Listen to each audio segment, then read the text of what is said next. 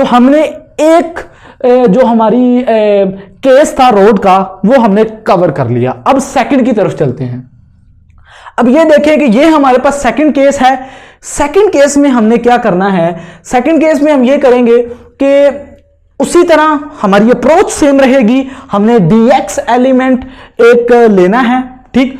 अब उस dx element का जो हमारे पास ओरिजिन से डिस्टेंस है वो हमारे पास x है, तो वो तो x है ओरिजिन से, लेकिन हमने जो dx एलिमेंट का डिस्टेंस है वो पॉइंट P से लेना होता है। तो यहां पर देखें dx एलिमेंट का डिस्टेंस पॉइंट P से x है, यहां पर dx एलिमेंट का डिस्टेंस पॉइंट P से r है। तो आपने r अब हमारे पास आ गया, जस्ट वही मतलब कि इस dx की वजह से इस पॉइंट पर जो इलेक्ट्रिक फील्ड पैदा होगी वो dE पैदा होगी, और वो हमने यहां पर लिख दी वैसे, और ये dx एलिमेंट के अंदर dq चार्ज होगा। अब यहां पर देखें कि ये r स्क्वायर की हमने वैल्यू यहां पर पुट की, वो कैसे है, ये हाइपोटेनस है, तो ये x square dx square, ds square basically origin से इस पॉइंट तक का डिस्टेंस है, तो हमने इन टर्म्स में r स्क्वायर को लिख दिया, ठीक। अब उसके बाद हमने उसके आगे क्या करना है कि हमारे पास ये देखें ये dx ex है और यहां पर हमारे पास इधर ey है। तो ये बेसिकली क्या है कि इस पॉइंट को अगर गौर से देखें तो ये हमारी इलेक्ट्रिक फील्ड है और ये वो थीटा एंगल है।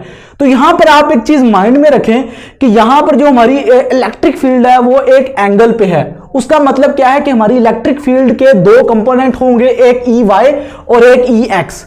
और जो हमारे पास पहले हम अपना Ex कंपोनेंट निकालेंगे, क्योंकि यहां पर देखें यहां पर ये इसका कोई कंपोनेंट नहीं था, यहां पर हमारी इलेक्ट्रिक फील्ड के दो कंपोनेंट है। पहले Ex कंपोनेंट निकालते हैं। तो जो हमारा Ex कंपोनेंट है वो बेसिकली क्या होगा हमारे पास कि हम जो अपना dx कंपोनेंट है अगर उसको इंटीग्रेट करें तो हमारे पास Ex कंपोनेंट आएगा, और जो हमारे पास dex कंपोनेंट है वो हमारे पास है de sin थीटा। क्योंकि बेसिकली आपने ये हमेशा माइंड में रखना है कि ये देखें ये हमारे पास थीटा एंगल है, यहां पर इस लाइन से बना रहा है, तो यहां पर ये इस लाइन के साथ भी ये जो एंगल आएगा वो भी हमारे पास थीटा एंगल आएगा, क्योंकि ये दोनों लाइनें सेम है।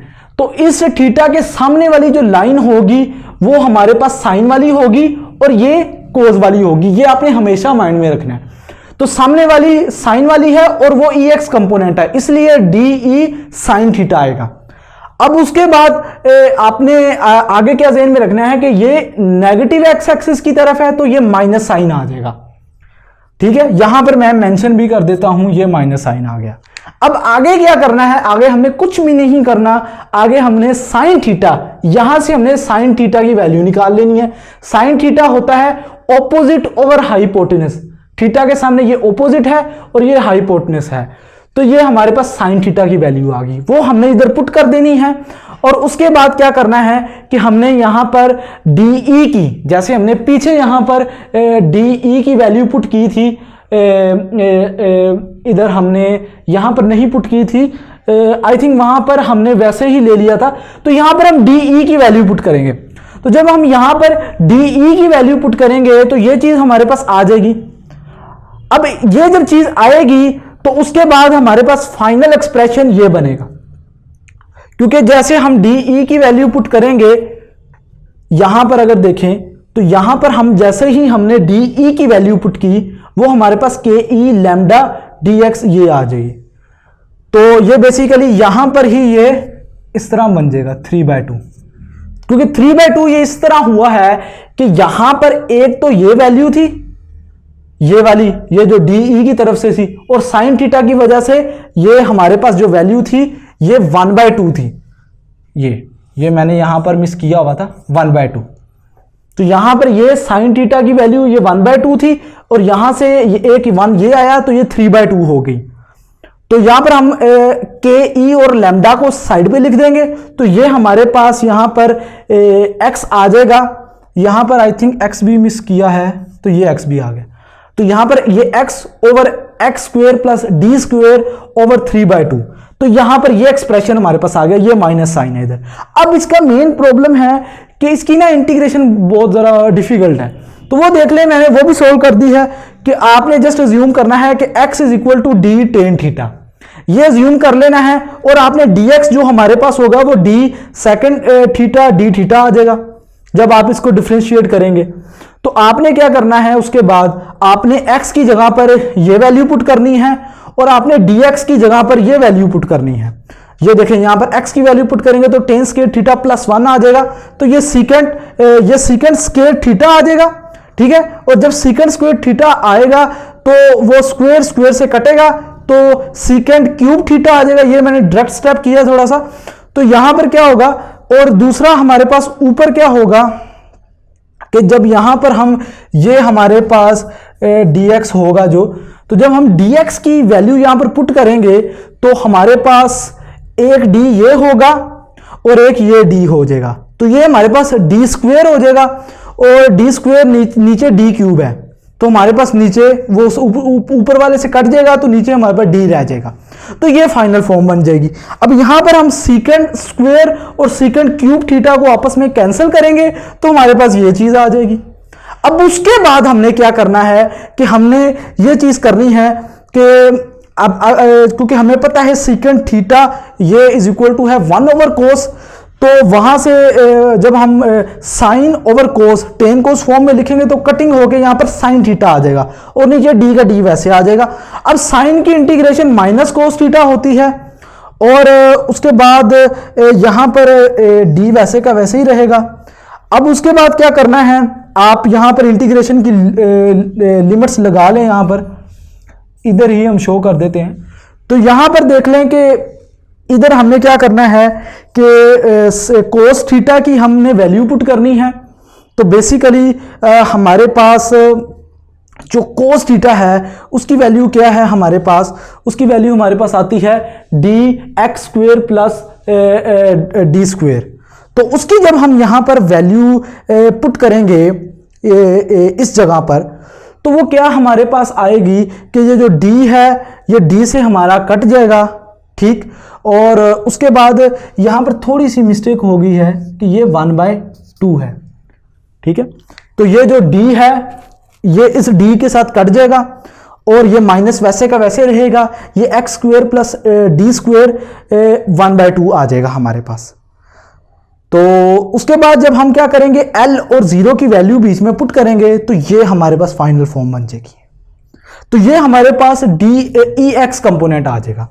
तो उसके बाद क्या करेंगे कि जो हमारे पास EY कंपोनेंट है, EY कंपोनेंट हमारे पास कैसे आएगा कि हमने ये देख लें ये EY कंपोनेंट है तो ये कोस कंपोनेंट है, ये DE कोस थीटा आ जाएगा। और उसके बाद हमने क्या करना है कि कोस थीटा की जो वैल्यू है वो हमने पुट कर देनी है, वो d over square root x square plus d square है।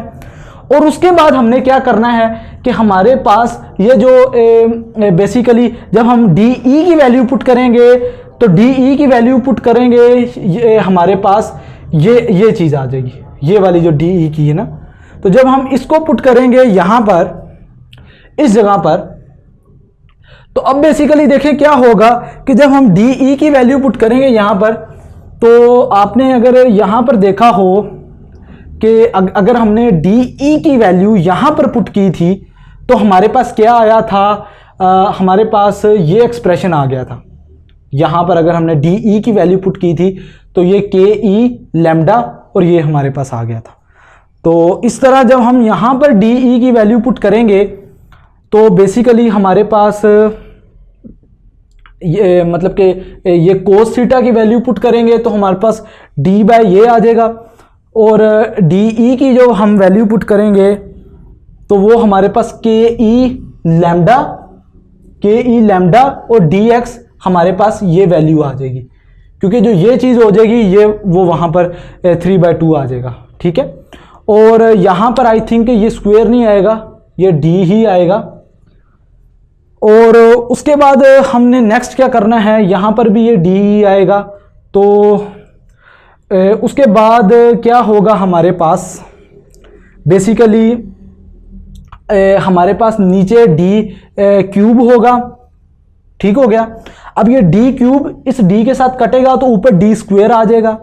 और फिर हमने सब्स्टिट्यूशन करनी है कि जो मैंने आपको पहले भी करवाई थी, वो सब्स्टिट्यूशन हमारे पास ये है कि x is equal to D tan theta. तो यहां पर आपने x डी टेन थीटा लिखना है, तो जिससे नीचे वाला एक्सप्रेशन सीकेंट स्क्वायर थीटा आ जाएगा, तो वो सीकेंट क्यूब थीटा में कन्वर्ट हो जाएगा और ये डी क्यूब हमारे पास वैसे का वैसे आ जाएगा। और यहां पर बेसिकली हमने dx की वैल्यू पुट की है। तो जब dx की वैल्यू आप इधर पुट करेंगे, यहां पर dx की वैल्यू पुट करेंगे, तो हमारे पास ये फॉर्म आ जाएगी। तो ये इससे कट जाएगा तो कोस थीटा आ जाएगा। तो कोस थीटा की इंटीग्रेशन हमारे पास साइन थीटा होती है। तो उसके अंदर जब आप लिमिट्स पुट करेंगे इंटीग्रेशन की, तो ये हमारे पास ई वाई कंपोनेंट आ जाएगा। तो इस तरह हमने देखा कि हमारे पास ई एक्स और ई वाई कंपोनेंट हमने इस पॉइंट के लिए निकाल लिया है। तो उसके बाद अगर हमने इस पॉइंट पर इलेक्ट्रिक फील्ड निकालनी होगी, तो बेसिकली हम इन दोनों कंपोनेंट को ई की फॉर्म में लिख देंगे। E इज इक्वल टू ये x कंपोनेंट है और ये y कंपोनेंट है। तो ये आप चाहें तो आप लिख के भी देख सकते हैं। और अब हमारा लास्ट केस जो है बेसिकली वो हमारा केस है, अगर हमारे पास ये एक रोड है जिसके ऊपर चार्ज यूनिफॉर्मली डिस्ट्रीब्यूट हुआ है, तो क्या होगा कि मैंने इस पॉइंट पे अगर मैंने निकालनी है अपनी इलेक्ट्रिक फील्ड, तो वो बेसिकली अब देखें आप इस पॉइंट पर इलेक्ट्रिक फील्ड यहां पे दो डीएक्स कंपोनेंट आप इमेजिन कर लें, तो एक इस तरफ इलेक्ट्रिक फील्ड होगी, एक इस तरफ इलेक्ट्रिक फील्ड होगी। तो यहां पर ये इन दोनों का सम होगी। तो यहां पर देखें कि इसकी वजह से क्योंकि चार्ज यूनिफॉर्म है, तो ये एक्स एक्स कंपोनेंट कट जाएंगे। तो एक्स एक्स कंपोनेंट कट गए तो हमारे पास जस्ट क्या हो जाएगा कि दोनों के वाई कंपोनेंट ऐड हो जाएंगे, तो वो 2 टाइम्स हो जाएंगे। तो ये थोड़ा सा इससे इजी हो जाएगा क्योंकि इसमें हमें x और y दोनों कंपोनेंट को सोल्व करना पड़ा था। यहां पे क्या हो जाएगा, हमें x कंपोनेंट नहीं सोल्व करना है, जस्ट y कंपोनेंट सोल्व करना है। तो ये ई वाई होगा। और वैसे ही जैसे हमने यहां पर ये सोल्व किया है, ये डी ई कोस थीटा है, तो यहां पर आप डी ई की वैल्यू पुट करेंगे, डी ई की वैल्यू हमारे पास ये है, ठीक है। ऐसे ही ये देख लेना, ये डी एक्स इससे r डिस्टेंस पे है। तो यहां पर अब हमने इसको अप्रोच ऐसे करना है, हम एंड पे इसकी जो लिमिट लेनी है ये 0 से l/2 लेनी है, ताकि हमें इसी किस्म की चीज मिल जाए। यहां पर देख लें, बस लिमिट थी 0 से l, तो यहां पर 0 से l/2 होगी, क्योंकि हमने इसको डबल कर दिया। तो एक ये 0 से l/2, एक ये 0 से l/2, तो ये पूरा रोड बन जाएगा हमारे पास इस तरह। तो ये डी ई की वैल्यू इधर पुट करेंगे हम, और उसके बाद हम जब इसमें कोस थीटा की वैल्यू पुट करेंगे, तो ये d और ये 3/2 ये हमारे पास आ गया। और उसके बाद D X is equal to D tan theta और D X is equal to D secant square theta D theta. तो ये डी एक्स की वैल्यू हम पुट करेंगे इधर, तो ये चीज आ जाएगी, और नीचे हम वैल्यू पुट करेंगे तो ये हमारे पास ये फॉर्म आ जाएगी।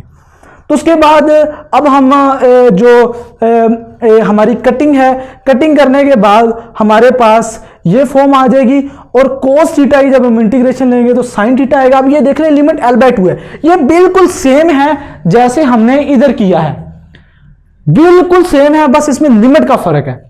तो जैसे हम इसके अंदर लिमिट्स पुट करेंगे तो ये हमारे पास आंसर आ जाएगा।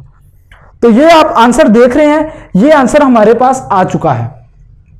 और उसमें अगर फर्ज करो कि आपसे यह पूछा हो कि for a bar of infinite length, क्योंकि जैसे देखें इस बार की लेंथ बढ़ती जाएगी, ये थीटा 90 को अप्रोच करता जाएगा। तो यहां पर अगर आप जस्ट थीटा की वैल्यू 90 पुट करेंगे तो ये 1 हो जाएगा। तो यहां पर हमारे पास 2ke लैम्डा ओवर डी, ये हमारे पास अगर इसकी लेंथ हम इनफाइनाइट कर दें इस रोड की, तो हमारे पास जो आंसर आएगा वो फिर ये वाला आ जाएगा। तो ये सारा जो मेथड है ये मैंने आपको बताया कि डिफरेंट रोड के लिए हमने ये मेथड किया, मतलब कि रोड सेम था तो हमने उनके डिफरेंट पॉइंट को लेकर किया। और ये 3-4 पॉइंट्स हैं जो बड़े फेमस हैं, काफी क्वेश्चंस इन पॉइंट्स के रिलेटेड ही आते हैं। कभी हमें पॉइंट्स यहां पर दे दिया, अलोंग दी एक्सिस दे दिया जाता है, कभी हमें पॉइंट यहां पर, ये सबसे मुश्किल है क्योंकि इसमें Ex और Ey हमें दोनों कंपोनेंट निकालने पड़े हैं। और ये अगर आपने ये कर लिया तो ये आपको ऑटोमेटिकली हो जाएगा, क्योंकि ये उसका एक पार्ट है बस, क्योंकि इसमें दूसरे कंपोनेंट डिलीट हो जाते हैं, कैंसल आउट हो जाते हैं।